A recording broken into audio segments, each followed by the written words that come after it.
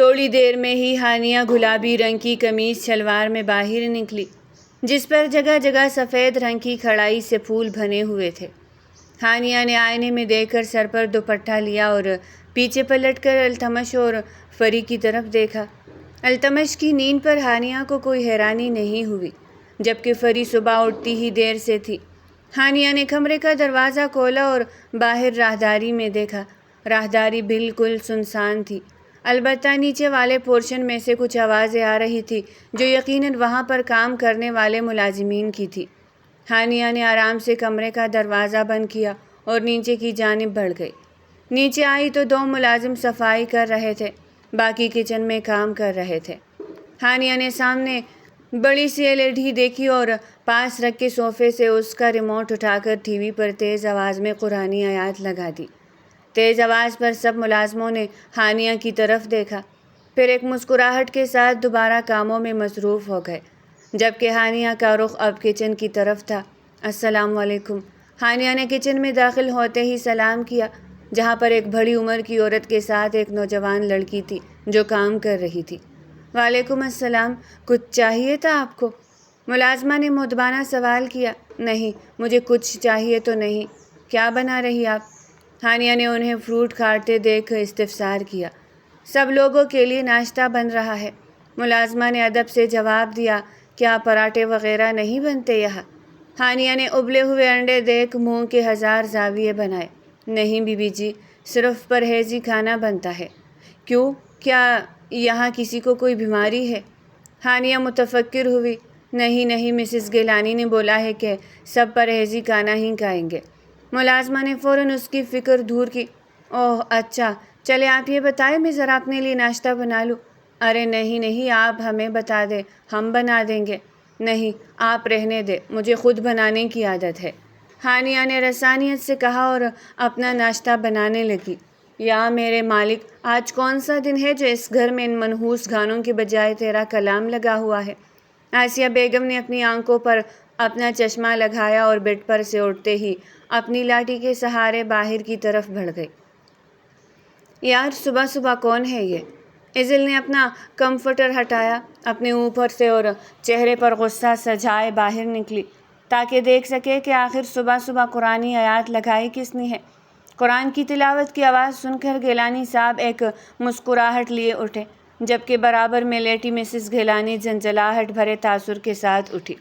صبح بخیر بیگم، گیلانی صاحب نے چرانے والی مسکراہٹ سے کہا اور مسز گیلانی اپنا غصہ ضبط کرتی رہ گئی۔ آسیہ بیگم باہر نکلی تو ہانیہ ٹیبل پر ناشتہ لگا رہی تھی اور ٹی وی پر تلاوت لگی ہوئی تھی۔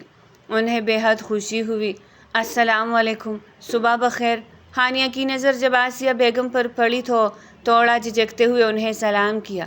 وعلیکم السلام بیٹا، چلو تمہارے آنے سے ایک کام تو اچھا ہوا، نیند سے بیدار ہوتے ساتھ ہی میرے پروردگار کا کلام تو سنا کانوں نے، ورنہ تو یہاں صبح ہی انگریزی گانے کے الٹے سیدھے الفاظ کانوں میں گونجتے ہیں۔ آسیہ بیگم نے بے حد خوشی کے عالم میں بتایا اور ہانیہ کے چہرے پر بھی مسکراہٹ ابھر آئی۔ یار بھابھی، یہ اپنے آپ نے چلایا ہے، میں اتنی جلدی اٹھ گئی ہوں آج۔ ایزل نے اوپر ہی ریلنگ کے پاس سے ہی ہانیہ کو دیکھ کر گلہ کیا۔ لو اب دو جواب ان مہارانی کو۔ آسیہ بیگم ایزل کے لفظوں پر مشتعل ہو کے اٹھی، جبکہ ایزل ان کی بات کو نظر انداز کیے نیچے اتر آئی۔ ہاں، کیونکہ صبح اللہ کا کلام سننے سے یا پڑھنے سے دل اور دماغ کو سکون ملتا ہے اور پھر پورا دن بھی اچھا گزرتا ہے۔ ہانیہ نے رسان سے ایزل کو سمجھایا جو اپنے ہاتھ سے جمائی روک رہی تھی۔ سچی؟ پھر پورا دن میرا اچھا جائے گا؟ ایزل نے معصومیت سے پوچھا۔ ہاں بالکل۔ ہانیہ اس کی معصومیت پر مسکرائی۔ چلے میں فریش ہو کر آئی، ایزل بولتی ہوئی اوپر جانے لگی، جبکہ ہانیہ اور ایزل کے درمیان ہوئی بات آسیہ بیگم اور باقی ملازم سن کر خوش بھی ہوئے۔ ایزل کے جاتے ہی گیلانی صاحب اور مسز گیلانی بھی باہر آ گئے تھے۔ ناشتہ تیار ہے؟ مسز گیلانی نے ملازمہ سے سوال کیا۔ جی میڈم تیار ہے، ملازمہ نے ادب سے جواب دیا، اور سب ڈائننگ ٹیبل پر بیٹھ گئے۔ التمش کا کسی نے پوچھا ہی نہیں تھا کیونکہ سب کو معلوم تھا وہ دیر سے اٹھتا ہے۔ آسیہ بیگم نے ایک نظر اپنے ناشتے کو دیکھا اور پھر ایک لمبی سانس لی۔ اتنے میں ہانیہ اپنا ناشتہ لے کر ٹیبل پر آئی۔ پراٹھے کی خوشبو پر سب کی نظر ہانیہ کی طرف اٹھی۔ جو ایک دم سب کے دیکھنے میں فضل ہو گئی تھی۔ کیا آپ کھائیں گے یہ؟ اور کچھ سمجھ نہ آنے پر ہانیہ کے منہ سے یہ الفاظ نکلے، ہاں ہاں بالکل، لاؤ ذرا ادھر۔ آسیہ بیگم نے بغیر مسز گیلانی کو دیکھے ہانیہ سے ایک پراٹھا لیا، جس پر ہانیہ نے گیلانی صاحب کو بھی دے دیا۔ یہ سب آپ لوگوں کی صحت کے لیے صحیح نہیں ہے، اور تم لڑکی، اس گھر میں اپنی چلانے کی کوئی ضرورت نہیں ہے۔ مسز گیلانی نے انتہائی ہتکامیز لہجے میں ہانیہ کو ٹھوکا۔ سوری آنٹی، لیکن اب میرے پاس پرامٹ ہے اس گھر میں اپنی مرضی چلانے کا۔ ہانیہ نے بھی انہی کے انداز میں جواب دیا، جس پر آسیہ بیگم کو زور سے پھندہ لگا۔ آرام سے اماں، گیلانی صاحب نے ان کو پانی دیا، جبکہ مسز گیلانی غصے سے اٹھ کر اپنے کمرے کی طرف چلی گئی۔ وہ مزید یہ سب برداشت کرنے کی متحمل نہ تھی۔ نورن، بات سنو، سب کو بتا دینا شام 5 بجے مجھے سب نیچے چاہیے، کچھ کام ہے، گیلانی صاحب نے ملازمہ کو کہا، جس نے سن کر اس بات میں سر ہلایا۔ اتنے میں ایزل بھی نیچے آ گئی۔ السلام علیکم، ہمیں آنے میں دیر تو نہیں ہو گئی؟ دروازے کی دہلیز سے فیروز صاحب کی آواز گونجی۔ ان کی آواز سنتے سب نے ان کی طرف دیکھا، جبکہ ہانیہ فوراً سے اٹھ کر ان کے قریب آئی۔ نہیں نہیں، آ جاؤ یار، میں تمہارا ہی انتظار کر رہا تھا۔ گیلانی صاحب بھی اٹھ کر ان کی طرف آئے، جبکہ ہانیہ اب آنیہ سے مل رہی تھی۔ آئے بھاوا، اندر آئے۔ ہانیہ نے فیروز صاحب کو اندر آنے کی دعوت دی۔ ہاں بیٹا، ذرا عادل اور عدیل کو بھی آنے دو، انہیں تم سے ملنے کی بہت جلدی تھی۔ فیروز صاحب نے عادل اور عدیل کا ذکر کیا، جو شازیہ بیگم کی یکدم بگڑتی طبیعت کے سبب نکاح میں شرکت نہیں کر پائے تھے۔ وہ دونوں بھی آئے ہیں بابا، ہانیہ پرجوش سی ہوئی۔ فیروز صاحب نے اس بات میں سر ہلایا۔ سب لوگ ایک ساتھ ڈائننگ ٹیبل پر بیٹھ گئے تھے۔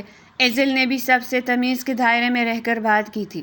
فیروز صاحب اور گیلانی صاحب آسیہ بیگم سے بات کر رہے تھے کہ سلام کی آواز پر پھر سب کی نظر دروازے پر گئی، جہاں عدیل اور عادل کھڑے تھے۔ آ جاؤ تم دونوں بھی، ہانیہ نے ان کو بھی بلایا۔ یہ دونوں میری بہن کے بیٹے ہیں، یہ بڑا بیٹا عدیل اور یہ عادل۔ فیروز صاحب نے دونوں کا تعارف کروایا۔ عادل اور عدیل نے نشست سنبھالی اور سب نے ہلکی ہلکی باتوں میں ناشتہ شروع کیا۔ التمش کی آنکھ کھلی، پہلے تو غائب دماغی سے چھت کو دیکھتا رہا، پھر کل کا سارا واقعہ دماغ کے پردوں پر لہرایا۔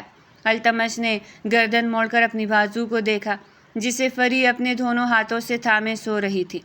التمش کو معصوم پر بے ساختہ پیار آیا۔ اس نے فری کے گال پر بوسہ دیا۔ تم اتنی پیاری ہو، لیکن تمہاری ماں ڈائن ہے، ڈائن، جو مجھے صحیح کرنے آئی ہے۔ التمش فری سے ایسے بات کر رہا تھا مانو وہ اسے سن رہی ہو۔ خیر، باہر سے اتنا شور کیوں آ رہا ہے؟ چل کر دیکھتے ہیں۔ التمش نے آرام سے اپنا بازو فری کے ہاتھوں سے آزاد کروایا اور اٹھ کھڑا ہوا، لیکن پھر اچانک کچھ یاد آنے پر پلٹا اور فری کے ارد گرد دونوں تکیے رکھے۔ ہاں اب ٹھیک ہے۔ التمش نے طویل سانس بھری، پھر فریش ہونے واش روم کی راہ بڑھ گیا۔ کالی پینٹ پر کالی ہی شرٹ، جس کے 2 بٹن ہم وقت کی طرح کھلے ہوئے تھے۔ گیلے بھالوں کو سکھانے کی زحمت کیے بغیر التمش اپنے کمرے سے نکلا۔ ہنسنے کی آوازوں پر التمش نے ریلنگ سے ہی کھڑے ہو کر اپنی نظریں دوڑائی کہ ایک منظر پر اس کی نظر ٹک سی گئی۔ ہانیہ عادل کی کسی بات پر ہنس رہی تھی اور ہنستے ہنستے اس کے کندھے پر ہاتھ بھی رکھ گئی تھی۔ نہ جانے کیوں، لیکن التمش آنکھوں میں سرخی سی دوڑ گئی تھی۔ ہاتھوں کی مٹھیاں بھینچے التمش نے اپنے قدم نیچے کی جانب بڑھائے اور آ کر ہانیہ کی برابر والی کرسی سنبھال گیا۔ اس کی اس حرکت پر گیلانی صاحب نے اسے آنکھیں دکھائی کہ انسان سلام ہی کر لیتا ہے، جسے التمش کسی کھاتے میں نہ لایا، جبکہ التمش کے ایسے آ کر بیٹھنے پر اور سلام نہ کرنے پر عدیل اور عادل دونوں کو غصہ تو بہت آیا، لیکن برداشت کر گئے، جبکہ ان کی حیرت اب تک سوا پر تھی کہ اس بگڑے لڑکے کے شریف النف باپ ان کے ماموں کے جگری یار ہے۔ السلام علیکم بیٹا، کیسے ہو آپ؟ آخر فیروز صاحب نے خود ہی سلام کیا۔ جیسا دکھ رہا ہوں، التمش نے کہا تو سادہ سے لہجے میں تھا، لیکن اسے معلوم نہ تھا ایسا بولنا بھی بدتمیزی کے زمرے میں آتا ہے۔ تم کیوں دے رہی ہو ناشتہ؟ اب میری بیوی آ گئی ہے، وہی دے گی۔ ملازمہ کے ناشتہ لگانے پر التمش نے ٹھوکا اور ہانیہ کی طرف دیکھتے لفظ چبا چبا کر ادا کیے۔ جی بیٹا، بالکل ہانیہ، ناشتہ دو بیٹا التمش کو۔ فیروز صاحب ہانیہ کے بگڑتے تاثرات دیکھ تیزی سے بول پڑے۔ جی بابا، ہانیہ نے مسکرانے کی صحیح کرتے کہا اور اٹھ کر التمش کو ناشتہ سرو کرنے لگی۔ ہانیہ نے ناشتہ دینے کے بعد ایزل کی برابر والی جگہ سنبھالنی چاہی، کہ التمش نے اس کی کلائی پکڑ کر اپنے برابر میں موجود کرسی پر اسے بٹھایا۔ کیا واہیات پن ہے یہ؟ ہانیہ نے دبی دبی آواز میں غرائی۔ یہ واہیات پن ہے تو وہ کیا تھا جو تم اس کے کندھے پر ہاتھ مار مار کر ہنس رہی تھی؟ التمش نے سلگ کر کہا۔ بھائی ہے وہ میرا۔ ہانیہ نے لفظوں پر زور دیا۔ سگا نہیں ہے، التمش نے فوراً سے ٹھوکا۔ سگوں سے بڑھ کر ہے، ہانیہ نے دو بدو کہا، جس پر التمش نے ہانیہ کو سخت نظروں سے گھورا۔ اور رہی ہانیہ تو اسے کون سا اس کی گھوریوں سے فرق پڑتا تھا؟ کندھے اچکا کر دوبارہ سب کی طرف متوجہ ہو گئے۔ پیچھے التمش بس اپنے آپ کو قابو میں رکھنے کی کوشش کرنے لگا۔ ہانیہ آنیہ عزل سے بات کرنے میں مصروف تھی، جبکہ گیلانی صاحب، فیروز صاحب اور عدیل اور عادل چاروں اپنی باتوں میں مشغول۔ گیلانی صاحب اور فیروز صاحب التمش سے بھی چند باتیں کر لیتے، جن کا وہ کبھی الٹا یا ہو ہاں میں جواب دے دیتا۔ التمش نے جوس کا گلاس ایک ہی سانس میں ختم کرتے کرسی سے اٹھتے قدم داخلی دروازے کی جانب بڑھائے۔ ہانیہ بھی التمش کے کھڑے ہونے پر کھڑی ہوئی اور اس کے پیچھے لپکی۔ اپنے پیچھے قدموں کی آواز سن کر التمش مڑا، آنکھوں کے اشارے سے پوچھا، جیسے کیا مسئلہ ہے اب؟ جب شوہر گھر سے جا رہا ہو تو بیوی پر فرض ہے کہ گھر کے دروازے تک اس کے ساتھ آئے اور اسے اللہ کے امان میں دے۔ ہانیہ نے سنجیدگی سے جواب دیا۔ اوہ اچھا، دراصل مجھے معلوم نہیں تھا، کیونکہ پہلی شادی ہے نا، تمہارا تو تجربہ ہوگا ہی نا۔ التمش جو کب سے غصے سے بھرا بیٹھا تھا، ہانیہ کی آنکھوں میں دیکھتے استہزائیہ بولا۔ ہانیہ کی آنکھوں میں پھل میں نمی چمکی، جسے چھپانے کے واسطے وہ اپنا سر جھکا گئی، جبکہ التمش بغیر کچھ کہے وہاں سے نکلتا چلا گیا۔ مسز گیلانی کمرے میں بیٹھی باہر سے آتی ہنسی اور کہکہوں کی آواز سنتے اپنی نم آنکھ کے کنارے صاف کر گئی۔ کسی نے میری کمی محسوس نہیں کی، مجھے بلانے کی زحمت نہ کی۔ کیا واقعی میں اپنا مقام کھو چکی ہوں؟ دنیاوی زندگی میں اس قدر غرق ہو گئی ہوں کہ اپنی اولاد کا پیار کھو چکی ہوں۔ وہ شدید دل برداشتگی کے عالم میں مبتلا خود سے مخاطب ہوتے پشیمانی کے گہرے سایوں میں ڈوبتی چلی گئی۔ التمش، میر اور علی تینوں کلب میں بیٹھے تھے کہ التمش کا فون بجا۔ التمش نے دیکھا تو گیلانی صاحب کا میسج تھا جو اسے گھر آنے کا کہہ رہے تھے۔ التمش کا دل تو نہیں تھا، لیکن پھر گیلانی صاحب اس کو کوئی نہ کوئی دھمکی دے دیتے، اس لیے جانے کے لیے اٹھا۔ کہاں جا رہا ہے یار؟ میر نے پوچھا۔ گھر جا رہا ہوں، التمش نے جواب دیا۔ ہاں جانے دے یار، اب تو یہ شادی شدہ والوں کی کیٹیگری میں آتا ہے، گھر جلدی جانا ہوتا ہے نا، علی نے شوخیہ کہہ اور دونوں تالی مارتے ہنسنے لگے۔ لیکن التمش کی تھیوری چڑھ اٹھی۔ صبح ہانیہ کا عادل سے بے تکلف ہونا یاد آیا اور پھر اس کے زہریلے لفظوں کی بدولت امنڈ آنے والی اسی سے چھپانا۔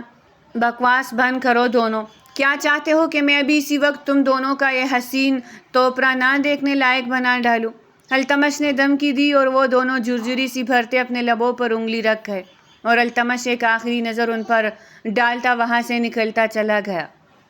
بول بھی دے آصف، کیوں بٹھایا ہوا ہے آپ نے؟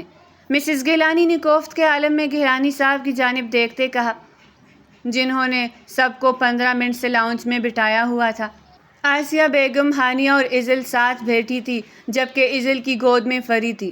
یونی سے آنے کے بعد عزل نے ہانیہ سے فری کو لے لیا تھا، جو عزل کے پاس جا کر خوش بھی تھی۔ گیلانی صاحب الگ صوفے پر، جبکہ مسز گیلانی الگ صوفے پر بیٹھی ہوئی متجسس نگاہوں سے فری اور عزل کو دیکھ رہی تھی، جو ایک دوسرے سے نہ جانے کون کون سی باتیں کر رہی تھی۔ ان کا دل بھی مچل اٹھا تھا گلابی گڑیا کو اپنی گود میں بھرنے کے واسطے، لیکن مارے انا ایک لفظ نہ کہا۔ صبر کر جاؤ تھوڑا، گیلانی صاحب نے مسز گیلانی کو صبر کی تلقین کی۔ التمش کی گاڑی رکنے کی آواز پر سب کا دھیان دروازے کی جانب مبذول ہوا۔ کچھ ہی دیر میں وہ اپنے ازلی انداز میں چلتا ہوا گھر کے اندر آیا، جہاں سب کو ایک ساتھ بیٹھا دیکھ کر ٹٹکا تھا۔ سب یہاں پر ہی موجود ہے، کتنا اچھا لگ رہا ہے نا، ایک خوشگوار فیملی۔ التمش کا لہجہ طنزیہ تھا۔ ایک نظر ہانیہ پر ڈالتا وہ صوفے پر براجمان ہوا۔ اب جب سب آ ہی گئے ہیں تو میں آپ سب کو کچھ بتانا چاہتا ہوں۔ میں نے اپنی جائیداد میں 50% حصہ فری اور ہانیہ کے نام کر دیا ہے، قانونی طور پر، اور اگر میری غیر موجودگی میں یا موجودگی میں کسی نے ان دونوں کو نقصان پہنچایا، یا پھر التمش نے اسے کبھی طلاق دی یا اس کے ساتھ کوئی بھی بدسلوکی کی، تو فوراً لیگل ایکشن لیا جائے گا، اور یہ گھر بھی آج سے ہانیہ کے نام پر ہے۔ گیلانی صاحب اپنی بولتے ہوئے چپ ہوئے اور باقی سب کی طرف دیکھا۔ ایزل اور آسیہ بیگم تو نارمل ہی بیٹی ہوئی تھی، لیکن مسز گیلانی اور التمش کا منہ کھلا کا کھلا ہی رہ گیا تھا، جبکہ ہانیہ بھی نم نگاہوں سے گیلانی صاحب کو دیکھ رہی تھی۔ آصف، یہ کیسے کر سکتے ہیں آپ؟ یہ بالکل ٹھیک نہیں ہے۔ اس لڑکی کی اتنی اوقات نہیں کہ اسے میں اپنے گھر میں رکھوں، اور آپ اس کو اس گھر کی مالکن بنا رہے ہیں۔ مسز گیلانی یکدم بدحواس ہو اٹھی۔ بس بہت سن لی ہم نے آپ کی، اب آپ خاموش رہے۔ گیلانی صاحب نے مسز گیلانی کو جھڑکا۔ میں اس کو چھوڑوں گی نہیں۔ مسز گیلانی ہانیہ کو مارنے کے واسطے آگے بڑھی۔ بس موم، ختم کرے یہ تماشا۔ التمش کو نہ جانے کیا ہوا جو فوراً سے ہانیہ کے سامنے آیا۔ مسز گیلانی نے التمش کی طرف دیکھا، پھر بغیر کچھ بولے غصے سے اپنے کمرے میں جا بند ہوئی۔ التمش بھی ہانیہ کی بے یقینی سے پھیلی آنکھوں میں دیکھے بغیر اپنے کمرے میں چلا گیا۔ ابا، مجھے یہ سب نہیں چاہیے تھا۔ پھر کیوں؟ ہانیہ نم آواز میں گیلانی صاحب سے مخاطب ہوئی۔ بیٹا، تم نہیں جانتی، لیکن میں اپنے بیٹے اور بیوی کو اچھی طرح جانتا ہوں۔ وہ کچھ نہ کچھ کر کے تمہیں یہاں سے جانے پر مجبور کر دیتے۔ گیلانی صاحب آنے والے وقت سے خوفزدہ اسے محفوظ کر گئے تھے۔ اللہ تجھے صبر دے میری بچی، تیرا دامن خوشیوں سے بھر دے۔ آسیہ بیگم نے بھی ہانیہ کو اٹھ کر دعا دی۔ آمین آمین، ایزل نے فوراً سے کہا۔ ہاں، کیونکہ تو نے اس نکچڑی کو صحیح جو کر دیا ہے۔ آسیہ بیگم نے ایزل کو چھیڑا۔ دادی، میں نہیں ہوں نکچڑی۔ ایزل نے فوراً احتجاج کیا۔ جو بھی ہے، آسیہ بیگم نے کھاندے اچکائے اور ہانیہ ان کے انداز پر مسکرا اٹھی۔ بھابھی، آج فری کو میں اپنے ساتھ سلا رہی ہوں۔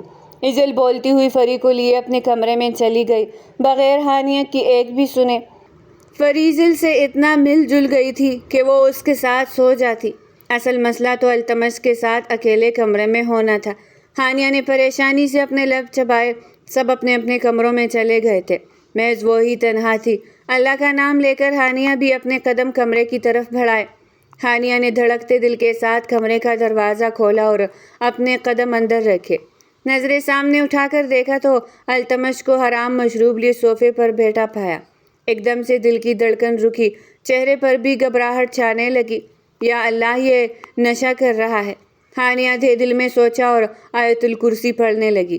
التمش جو ابھی ابھی ہی بوتل لے کر کاؤچ پر بیٹھا تھا، ہانیہ کے چہرے پر گھبراہٹ دیکھ کر اندر سے انجانی خوشی سے محسوس کر گیا۔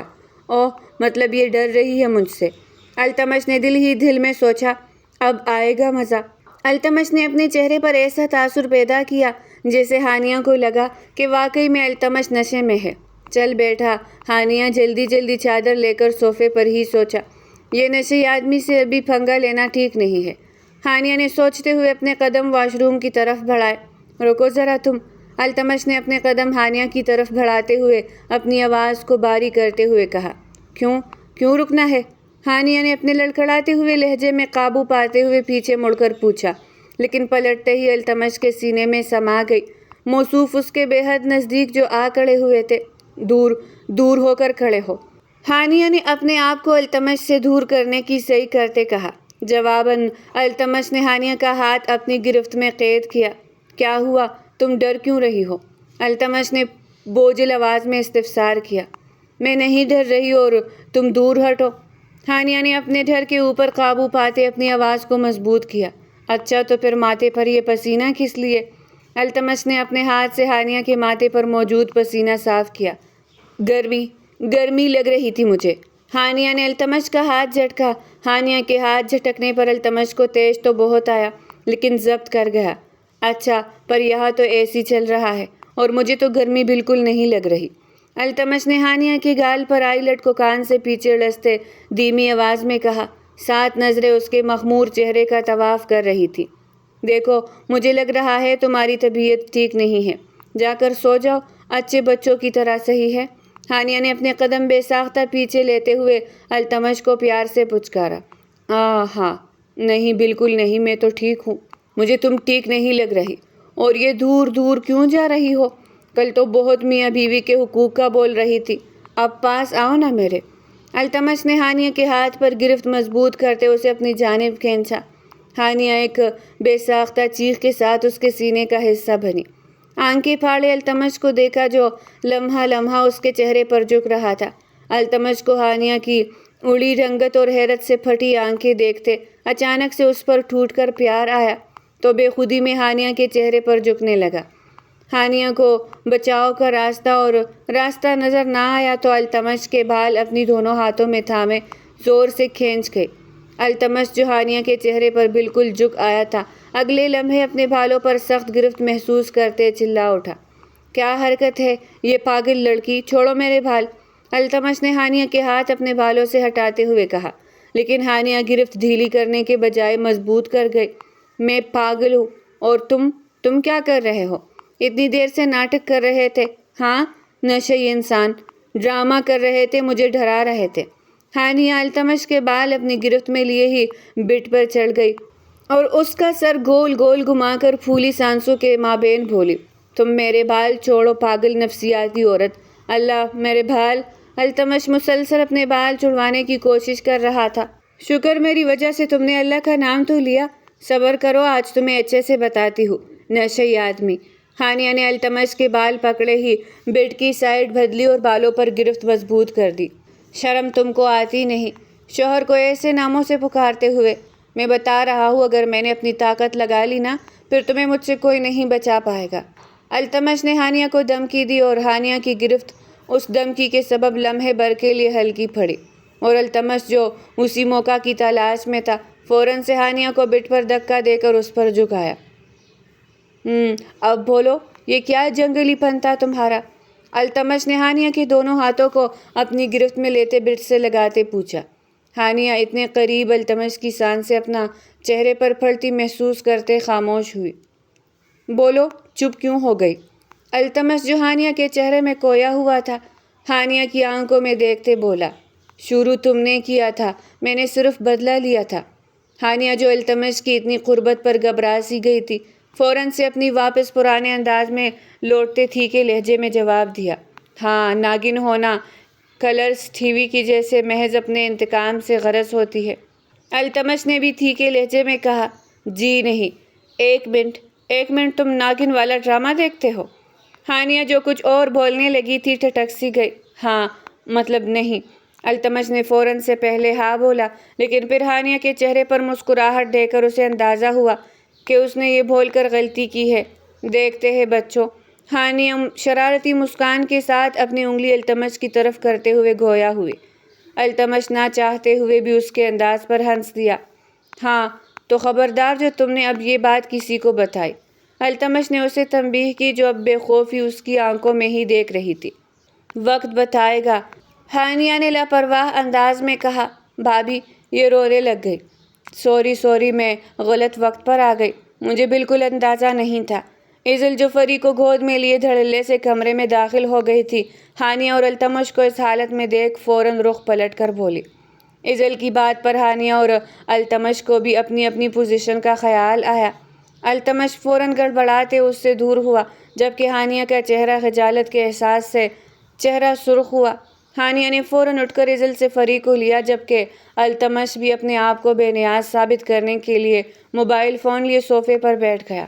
ویسے بھابھی اگر فری چپ ہو جائے تو اس کو واپس میرے پاس دے دیجیے گا، آخر بھائی کا بھی حق ہے نا آپ کے ساتھ وقت گزارنے کا۔ ایزل نے ہانیہ کے کان میں سرگوشی کی اور وہاں سے چلتی بنی جبکہ ہانیہ کا حال اس کی سرگوشی پر ہوا مانو کا کھاٹو تو بدن میں لہو نہیں۔ التمش جو کنکیوں سے ہانیہ کی طرف دیکھ رہا تھا اس کے سرخ چہرے کو دیکھ کر الجھ سا گیا، ایسا بھی کیا ہو گیا جو اتنی سرخ ہو رہی ہو؟ پچھلی گردن پر ہاتھ پھیرتے من ہی من خود سے کہا کہ اس کا یہ محجوب انداز دل میں طوفان سا برپا کر گیا تھا۔ ہانیہ تجھے کیا ہو گیا تھا؟ آرام سے اس کے قریب تھی اور کتنے مزے سے اس سے باتیں کر رہی تھی۔ دوسری طرف ہانیہ فری کو لیے بٹ پر بیٹھی مسلسل خود کو کوس رہی تھی۔ پر ایک بات تو پتہ لگ گئی، یہ ناگن دیکھتا ہے۔ یہ سوچ ہانیہ کے لبوں پر مسکان بکھیرنے کا سبب بنی جسے اس نے اپنا چہرہ جھکا کر چھپایا، لیکن اس کی یہ مسکراہٹ التمش سے مخفی نہیں رہ سکی۔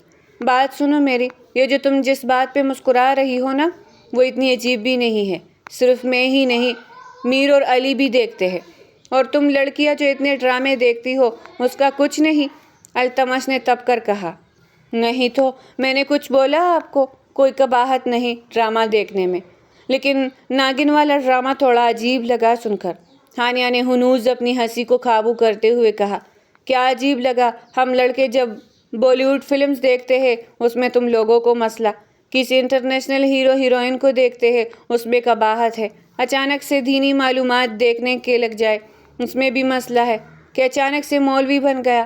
التمش جب بولنے پہ آیا تو بولتا ہی چلا گیا۔ خبردار جو کسی کو تم نے یہ بات بتائی۔ التمش نے ہانیہ کو لتاڑا۔ دیکھا جائے گا، ہانیہ نے لٹ مارنے والے انداز میں کہتے اپنے توجہ فریق کی جانب مبذول کی، جبکہ التمش میر کی کال سن کر کمرے سے نکل گیا۔ یقیناً رات بھر اب وہ جاگتا ہانیہ سے اس کی پشت تکتے نفی میں سر ہلایا۔ التمش، میر اور علی اپنے دوسرے گھر مطلب کہ کلب میں موجود تھے۔ میر اور علی تو ایک طرف بیٹھے اپنی ڈرنکس کے ساتھ کوئی گیم کھیلنے میں مگن تھے، البتہ دونوں کے کندھوں پر 2 لڑکیاں جھول رہی تھی، لیکن التمش ان دونوں سے ذرا دور ایک ہاتھ صوفے پر پھیلائے اور ایک ہاتھ میں حرام مشروب سے بھرا گلاس پکڑے بیٹھا اسٹیج کی جانب دیکھ رہا تھا، جہاں گانے کے بولوں پر ناچنے وجود اپنی دنیا میں مگن تھے۔ لیکن التمش کے کانوں میں نہ تو گانے کی آواز آ رہی تھی، نہ ہی کوئی چہرہ صحیح سے نظر آ رہا تھا۔ اس کے کانوں میں تو ہانیہ کی کھنکتی ہوئی ہنسی گونج رہی تھی اور ہر طرف اس کا ہنستا ہوا چہرہ ہی نظر آ رہا تھا، اور اسے یہ بات بھی لگ رہا تھا، اسے کیا ہوا ہے، آج تو کسی لڑکی کو قریب بھی نہیں آنے دے رہا۔ میر نے التمش کی جانب دیکھتے علی سے کہا، جو اپنی گیم میں مگن تھا۔ معلوم نہیں، تو پوچھ لے، میں تو اپنے اوپر مصیبت نہیں بلوا سکتا، لگتا ہے بھابھی کا ڈر ہے اسے۔ علی نے سرنڈر کر دینے والے انداز میں اپنے ہاتھ کھڑے کیے۔ ہاں، لگتا تو یہی ہے، بھابھی کا بھوت چڑھ گیا ہے اسے، تبھی کسی لڑکی کی طرف تک نہیں دیکھ رہا۔ میر نے بھی علی کی بات سے اتفاق کیا۔ التمش، التمش، اوئے التمش۔ میر نے 2 بار آواز دی لیکن بے سود التمش نے نہ سنا نہ اس کی طرف دیکھا۔ آخر میں تیسری بار میر نے التمش کے قریب آ کر اس کا بازو جھنجھوڑا۔ کیا ہے، کیوں کتے کی طرح بھونک رہا ہے؟ التمش کی بات پر میر نے کھلے منہ کے ساتھ التمش کو دیکھا، جبکہ علی کا چت پاڑ قہقہا گونجا۔ چل منہ بند کر اب، التمش نے میر کو لتاڑا۔ تو اپنا بتا، کیوں اتنا گمسم ہے، بھابھی کی یاد آ رہی ہے کیا؟ میر اپنی عزت افزائی بھولے اس کے نزدیک بیٹھے استفسار کر گیا۔ ہاں، واقعی اس کی یاد آ رہی ہے، التمش نے کسی گہری سوچ میں ڈوبے جواب دیا۔ اوہ، محبت تو نہیں ہو گئی بھابھی سے؟ میر نے چھیڑا۔ کیا فضول بکواس کر رہا ہے؟ تو محبت، اور وہ بھی اس سے؟ التمش گیلانی کو بھی نہیں، کبھی بھی نہیں۔ التمش نے ہنستے ہوئے اپنا سر صوفے کی پشت پہ ٹکایا۔ التمش، میرے خیال سے تو نے کچھ زیادہ ہی پی لی ہے، اب اٹھ گھر چلے۔ علی نے آ کر التمش کو بازو کے سہارے کھڑا کیا۔ ہاں، گھر ہی جانا ہے مجھے، گھر ہی جانا چاہیے نا؟ التمش نشے میں دھت الٹا سیدھا بولا جا رہا تھا، جبکہ میر اور علی سمجھ گئے تھے کہ آج اس نے کچھ زیادہ ہی پی لی ہے، اور دونوں کو ہی اس کی فکر نے آ گھیرا تھا۔ ہانیہ نے فری کو اپنی گود میں لیے کمرے کا دروازہ کھولا۔ مسز گیلانی کسی NGO کے کام سے دوسرے شہر گئی ہوئی تھی۔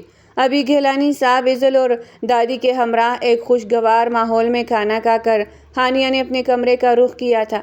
التمش کی اسے کوئی فکر نہیں تھی، کیونکہ التمش رات کو گھر ہوتا ہی نہیں تھا، دن میں بھی تھوڑی دیر کے لیے ہی گھر آیا تھا۔ ہانیہ اپنی ہی دھن میں مگن کمرے میں داخل ہوئی، فری کو آرام سے بستر پر لٹایا اور تکن کی وجہ سے ایک زوردار انگڑائی لی۔ ان کچھ دنوں میں ہانیہ نے گھر کی تمام ذمہ داری اٹھا لی تھی۔ کھانا، ناشتہ سب ہانیہ دیکھ رہی تھی۔ جس گھر میں صبح صبح گانوں کی آواز گونجتی تھی، اب وہاں اللہ کا کلام سنائی دیتا ہے۔ ازل بھی ہانیہ کی وجہ سے بدل رہی تھی، گھر گھر لگنے لگا تھا۔ گیلانی صاحب اور آسیہ بیگم اس بدلاؤ سے بہت خوش تھے، جبکہ کہیں نہ کہیں مسز گیلانی بھی۔ جلدی جلدی سے شاور لے لیتے، پھر سو جاؤں گی۔ ہانیہ خود سے مخاطب اپنے کپڑے لیے واش روم میں جا بند ہوئی۔ بس یہیں پر چھوڑو اور دفع ہو جاؤ، اب میں لنگڑا تو ہوں نہیں کہ چل نہ سکوں۔ التمش نے اپنے دونوں بازو میر اور علی کی گرفت سے نکالتے بیزاری کے عالم میں کہا، جو گھر کے باہر کھڑے تھے اور اسے اندر لے کر جا رہے تھے۔ اچھا، ہم نہیں جا رہے، اندر جاؤ تم۔ علی اور میر کو معلوم تھا ابھی اس سے بحث کی تو وہ حشر نشر برا کر دے گا، اس لیے اسے دروازے سے اندر کر کے باہر ہی کھڑے ہو گئے۔ التمش ڈگمگاتے قدموں سمیت اندر جانے لگا۔ یار، کم از کم بھابھی کا ہی نمبر اپنے پاس سیو کر لیتا، ابھی ان کو ہی بلا لیتے، یہ کہیں گر نہ جائے۔ علی نے فکر مندی سے التمش کی پشت کو تکتے کہا۔ بھابھی سے اتنی بے تکلفی کہا، اور فکر نہیں، وہ التمش گیلانی ہے جو پستی میں بھی نہ گرے۔ میر نے بھی التمش کی پشت تکتے جواب دیا۔ التمش نے مڑ کر دیکھا تو دونوں کو اپنی طرف تکتا پا کر اپنا ہاتھ لبوں پر لے جا کر ایک فلائنگ کس دونوں کی جانب اچالی اور اندر بڑھ گیا۔ میر اور علی اس کی اس حرکت پر ہنستے ہوئے اپنی گاڑی میں جا سوار ہوئے۔ ہانیہ اپنی ہی دھن میں بھیگے سراپے کے ساتھ آئینے کے سامنے کھڑی تھی۔ دوپٹہ صوفے پر پڑا تھا۔ اپنے بھیگی زلفوں کو سنوارنے میں وہ اتنا مگن تھی کہ دروازہ کھلنے کی آواز ہی نہیں سنائی دی۔ التمش نے دروازہ کھولا اور اپنے قدم اندر رکھے، بغیر ادھر ادھر دیکھے دڑام سے بیڈ پر گرا۔ وہ تو شکر تھا فری گہری نیند میں تھی، ورنہ ضرور ڈر کر گلا پھاڑ کر روتی۔ ہانیہ نے فوراً سے پلٹ کر پیچھے دیکھا۔ یہ کون سا طریقہ ہے؟ ہاں، ابھی میری بچی اٹھ جاتی۔ ہانیہ بغیر اپنے سرافے پر نگاہ ڈالے التمش سے سوال گو ہوئی۔ التمش نے اپنی مندی مندی آنکھیں کھولی تو ان میں لالی دیکھ کر ہانیہ کو دھڑکا سا لگا۔ تم نے شراب پی ہے نا؟ ہانیہ نے ٹھکتی آواز سے انگشت شہادت اٹھائے پوچھا۔ ہاں پی ہے میں۔ التمش ہانیہ کی انگلی میں اپنی انگلی پسائے اٹھ کھڑا ہوا۔ التمش کے ایسا کرنے سے وہ ہانیہ کے بے حد نزدیک آ کھڑا ہوا، اتنا کہ ہانیہ کو اس کے منہ سے آتی شراب کی بدبو اپنی سانسوں میں شامل ہوتی محسوس ہوئی۔ دور ہو کر بات کرو۔ ہانیہ نے اپنی انگلی التمش کی گرفت سے نکالنے کی صحیح کرتے کہا۔ کس لیے دور ہو؟ یار تم ہر بار مجھے خود سے دور کر دیتی ہو۔ میں جتنا تمہارے قریب آنا چاہتا ہوں تم اتنا مجھ سے دور بھاگتی جاتی ہو۔ التمش نے ہانیہ کے گھال پر ٹہری بھیگی لٹ کو اپنے ہاتھوں سے ہانیہ کے کان کے پیچھے کیا، جبکہ اس کی انگلیاں ہانیہ کے عارض کو چھوتے ہانیہ کے تن بدن میں بجلی سی دوڑا گئی۔ معلوم ہے جب پہلی بار تمہیں دیکھا تھا اچھی لگی تھی، جانے کیوں مگر دل نے مجھ سے کہا اس لڑکی کو اپنے پاس لے آؤ، اس لیے تم سے وہ سب بولا۔ قسم کھا کر کہتا ہوں باقی لڑکیاں تو خود ہی میرے قریب آ جاتی ہے، لیکن دل نے تمہاری قربت کی خواہش کی تھی، لیکن تم نے کیا کیا؟ تھپڑ ہی مار دیا یار۔ التمش نے ہانیہ کی کمر میں دونوں ہاتھ حائل کرتے اسے اپنے مزید نزدیک کر گیا۔ ہانیہ کی زبان تو جیسے تالو سے چپک گئی تھی۔ وہ التمش کی اتنی قربت پر اپنی دھڑکنوں کو نہیں سنبھال پا رہی تھی۔ کجا کہ اس کی باتوں کا جواب دینا، لیکن قسمت کا کھیل تو دیکھو۔ جب میں نے تمہارے بارے میں معلومات کروائی تو مجھے پتہ لگا تم تو شادی شدہ ہو۔ اوہو مطلب بیوہ ہو، لیکن بخدا یہ نہیں معلوم تھا کہ تمہاری ایک بیٹی بھی ہے۔ میں پیچھے ہٹ گیا کیونکہ میں یعنی کہ التمش گیلانی کسی اور کی چوئی ہوئی چیز اپنے پاس نہیں رکھتا۔ التمش ہانیہ کی آنکھوں میں دیکھتا ہوا بولتا گیا، جبکہ اس کی بات پر نہ جانے ہانیہ کی آنکھوں میں آنسو کیوں بھر گئے تھے۔ لیکن پھر پتہ ہے کیا ہوا؟ التمش نے اپنا ہاتھ ہانیہ کے عارض پر رکھا۔ پھر میرے باپ کو تم مل گئی۔ پتہ نہیں کہا، جب تم سے نکاح ہوا تمہیں دیکھا تو نہ جانے دل کو سکون سا مل گیا۔ ابھی مجھے میر کہتا ہے کہ مجھے تم سے محبت ہو گئی ہے۔ بالکل نہیں، مجھے تم سے بالکل محبت نہیں ہے، نہ کبھی ہوگی۔ تم اچھی لگی تھی، لیکن اس کا مطلب یہ نہیں محبت ہو جائے التمش کو تم سے۔ تم مجھے سدھارنے آئی ہو نا، کوشش کر لو، میں کبھی نہیں سدھر سکتا۔ ہانیہ کی آنکھ سے آنسو نکل کر التمش کے ہاتھ پر گرا۔ اسے التمش سے محبت نہیں ہوئی، پر اسے یہ الفاظ سن کر تکلیف ضرور ہوئی تھی۔ التمش نے ہانیہ کا آنسو اپنی انگلی کے پوروں سے صاف کیا اور اپنا چہرہ ہانیہ کے بے حد نزدیک لا کر اس کی گردن میں چھپایا۔ التمش نے ہانیہ کی گردن میں منہ دیے ایک گہرا سانس بھرا اور ہانیہ اس کے اس عمل سے فوراً ہوش میں آتے اپنا پورا زور لگا کر التمش کو خود سے الگ کر گئی۔ نشے میں ہونے کے باعث التمش لڑکھڑاتا 2 قدم دور ہوا۔ بات سنیں میری، مجھے بھی کوئی آپ سے محبت نہیں ہے اور نہ کبھی ہوگی۔ میں نے ایک ہی محبت کی تھی اور وہ بھی صرف ایک انسان سے۔ آئی سمجھ؟ میں یہاں آپ کو سیدھا کرنے آئی ہوں، وہی کروں گی اور چلی جاؤں گی۔ اور ہاں، جب مجھ سے محبت ہے ہی نہیں تو قریب آنے کی ضرورت بھی نہیں ہے۔ اپنی ہوس انہیں سے پوری کرنا جو تمہاری باہوں میں پکے ہوئے آم کی طرح گرتی ہے۔ ہانیہ نے شدید تیش کے عالم میں التمش سے یہ سب کہا، جبکہ التمش جس کی آنکھیں پہلے ہی سرخ تھی ان میں مزید سرخی پھیل گئی۔ التمش نے بغیر ہانیہ کو کچھ بھی سمجھنے کا موقع دیا اسے اپنی گرفت میں لیتے اس کے لبوں پر اپنے لب رکھے۔ التمش کی اس حرکت پر ہانیہ کی آنکھیں حد سے زیادہ پھیلی، جبکہ ہونٹوں پر التمش کی سخت گرفت سے آنکھوں میں آنسو بھی جمع ہوئے۔ ہانیہ نے التمش کو خود سے دور کرنے کی کوشش کی، لیکن التمش پر تو جیسے بھوت سوار ہو گیا تھا۔ وہ خود ہانیہ کو بول گیا تھا اسے اس سے محبت نہیں، لیکن ہانیہ کے منہ سے نکلے یہ لفظ اسے قطعی طور پر برداشت نہیں ہوئے۔ آخرکار اپنی سانسوں کو بحال کرنے کے واسطے وہ ہانیہ سے دور ہوا۔ اب تم میری بات سنو، جو چیز التمش گیلانی کی دسترس میں ہو اس پر واجب ہے کہ وہ صرف اور صرف میری ہی رہے۔ تم بھی میری ہو، تمہاری محبت بھی میرے لیے ہونی چاہیے۔ آ گئی بات سمجھ میں؟ اور بیوی ہو میری، تمہارے قریب بھی آ سکتا ہوں، تمہیں چھو بھی سکتا ہوں۔ مجھے امید ہے اب بات سمجھ میں آ گئی ہوگی۔ التمش نے ہانیہ کے بال جو اس کی اس حرکت پر خراب ہو گئے تھے صحیح کرتے ہوئے دھیمی مگر سخت آواز میں کہا۔ ایک پل کو ہانیہ کو لگا کہ جیسے وہ پورے ہوش و حواس میں ہو، شراب نہ پی ہوئی ہو۔ ہانیہ تو بس ساکت نگاہوں سے التمش کو ہی دیکھی جا رہی تھی۔ التمش نے اپنا رخ بدلا اور سکون سے جا کر فری کے برابر میں جوتوں سمیت دراز ہو گیا، جبکہ اپنا ایک ہاتھ آرام سے فری کے اوپر رکھا۔ التمش کے لیٹنے پر ہانیہ ہوش میں آئی، جلدی سے بنا کچھ سوچے واش روم میں بند ہوئی۔ مجھے اس سے واقعی میں محبت نہیں ہے۔ یہاں میں جس مقصد کے لیے لائی گئی ہوں وہی کروں گی، پھر اپنی بچی کو لے کر چلی جاؤں گی، بہت دور، ان سب لوگوں سے دور۔ تو تمہیں اس کے محبت نہ کرنے پر تکلیف کیوں ہوئی؟ ہانیہ جو شیشے کے سامنے کھڑی اپنے آپ سے مخاطب تھی، اس کے اندر سے آواز آئی۔ مجھے کوئی تکلیف نہیں ہوئی، میں صرف اور صرف عدنان سے محبت کرتی تھی اور کرتی رہوں گی۔ ہانیہ نے بولتے ہوئے اپنے منہ پر پانی مارا اور چند پل بعد خود کو سنبھالتے باہر نکل آئی۔ التمش کو جوتوں سمیت سوتا دیکھ وہ خود بخود اس کے نزدیک آتے اس کے پاؤں جوتوں سے آزاد کر گئی، اور اب ارادہ ہاتھ میں موجود گھڑی اتارنے کا تھا۔ جب محبت نہیں ہے تو اتنی خدمات کیوں کر رہی ہو؟ رہنے دو۔ ضمیر کی آواز پھر بلند ہوئی۔ یہ فرض ہے میرا۔ ہانیہ نے اپنے آپ سے ہی ہچکچائی۔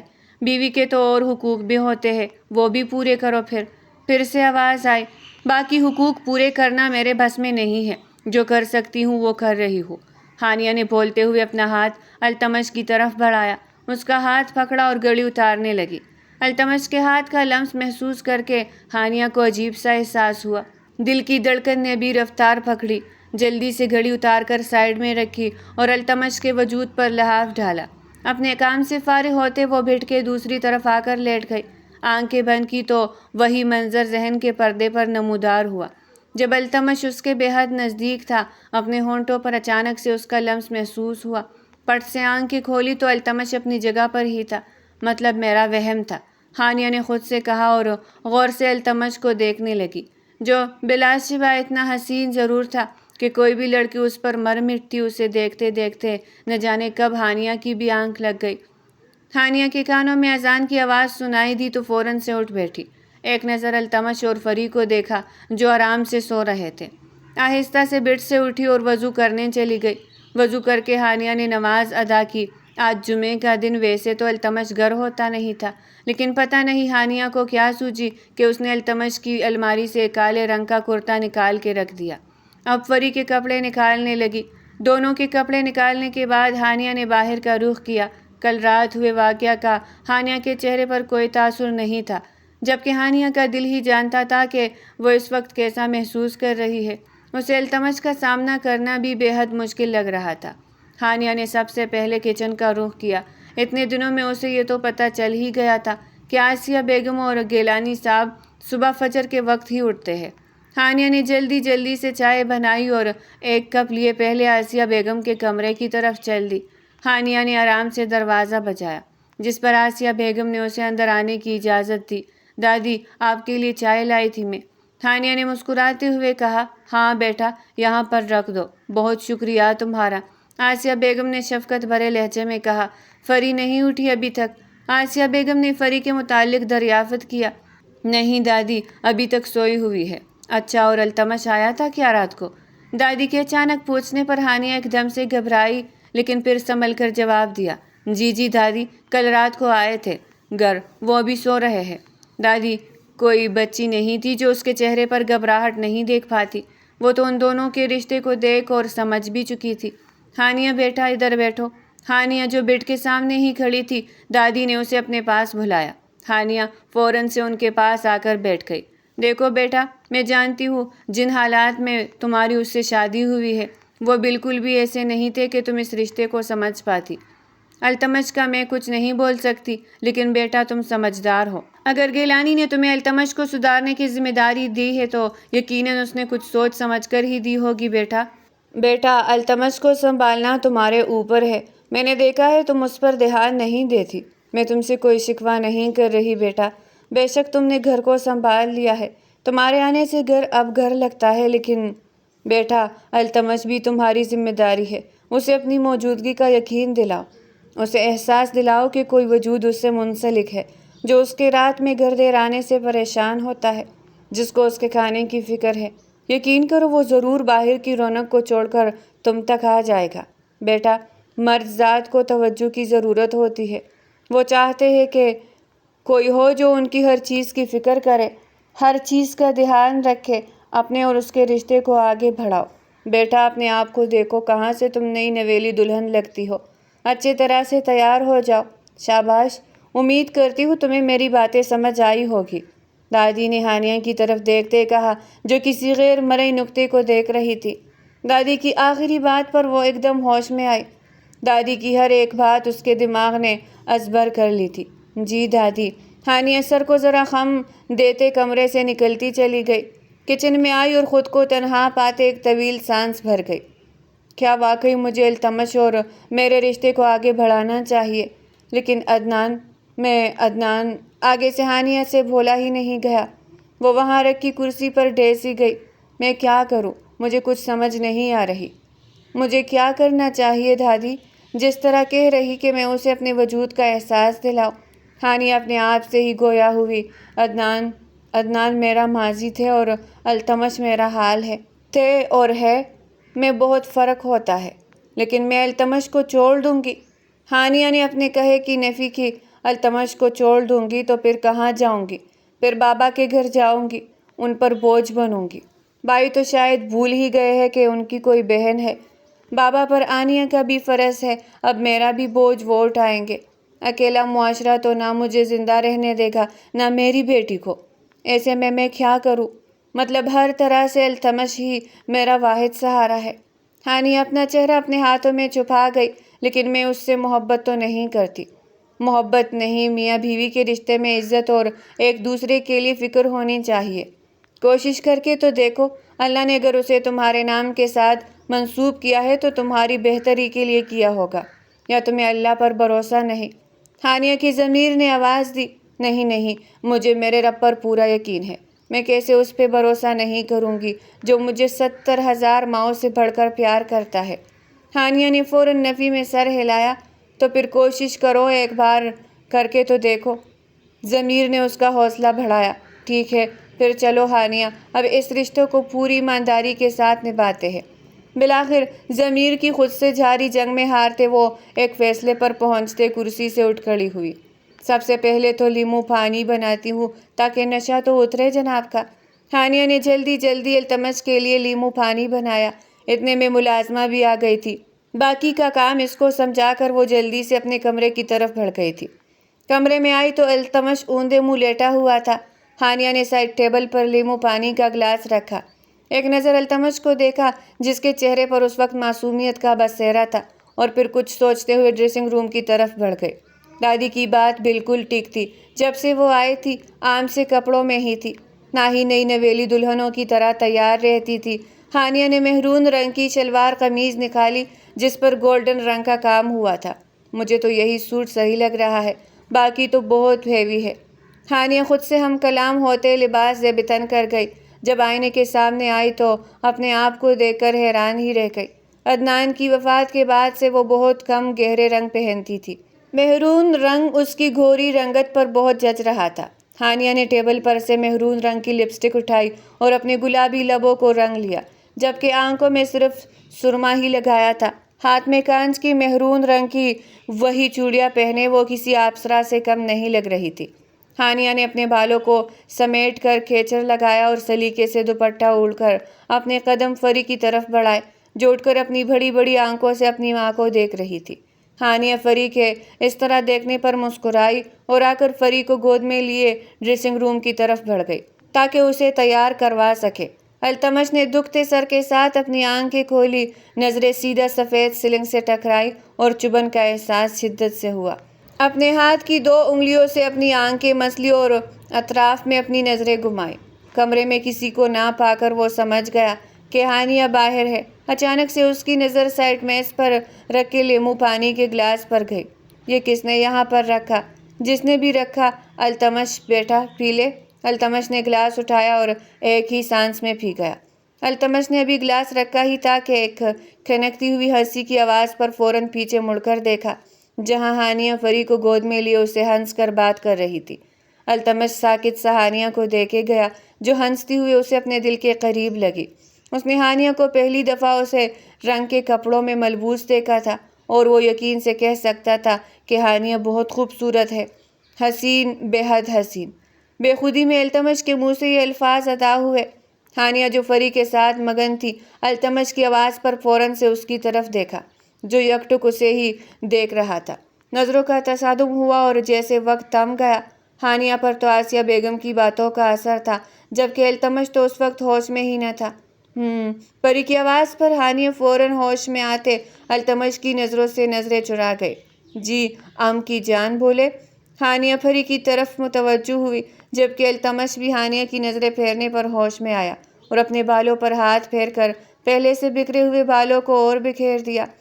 ہانیہ نے اس کے بعد التمش کو دیکھا تک نہیں اور پری کو لیے باہر چلی گئی، جبکہ اس کے جانے کے بعد التمش کے لبوں پر ایک جاندار مسکراہٹ نمودار ہوئی، لیکن پھر اچانک سے کل رات کا واقعہ دماغ میں گھوما۔ اس کی مسکراہٹ سمٹ سی گئی۔ مجھ سے محبت نہیں کرتی؟ التمش نے ہانیہ کے کہے گئے الفاظ یاد کرے تو اس کے دماغ کی نسیں مارے اشتعال پھولنے لگے۔ محبت، عشق اور نفرت جو بھی ہو، صرف اور صرف مجھ سے ہی کرنی پڑے گی، التمش نے ضبط سے کہا اور اپنے کپڑے چینج کرنے کی غرض سے ڈریسنگ روم کی طرف چل دیا، جہاں پر لٹکا کالا کرتا دیکھ کر سمجھ گیا کہ ہانیہ نے ہی رکھا ہے۔ میڈم کو محبت نہیں ہے، لیکن بیوی والے کام ضرور کرے گی۔ التمش نے کرتا اٹھایا اور فریش ہونے چلا گیا۔ ہانیہ جب کمرے سے باہر نکلی تو اس کے کانوں میں التمش کے بولے گئے الفاظ گونجے۔ بے ساختہ ہانیہ کے چہرے پر مسکراہٹ ابھری۔ ہانیہ جلدی جلدی سے ڈائننگ ہال میں آئی، جہاں پر گیلانی صاحب اور دادی دونوں بیٹھے تھے۔ السلام علیکم۔ ہانیہ نے سلام کیا اور کرسی پر فری کو لے کر بیٹھ گئی۔ وعلیکم السلام۔ ماشاءاللہ، گیلانی صاحب اور دادی نے ایک زبان کہا، جبکہ ان کے ایسے کہنے پر ہانیہ جھم سی گئی۔ آج تو ہماری بیٹی بہت پیاری لگ رہی ہے، گیلانی صاحب نے ہانیہ کی طرف دیکھ کر کہا۔ شکریہ بابا۔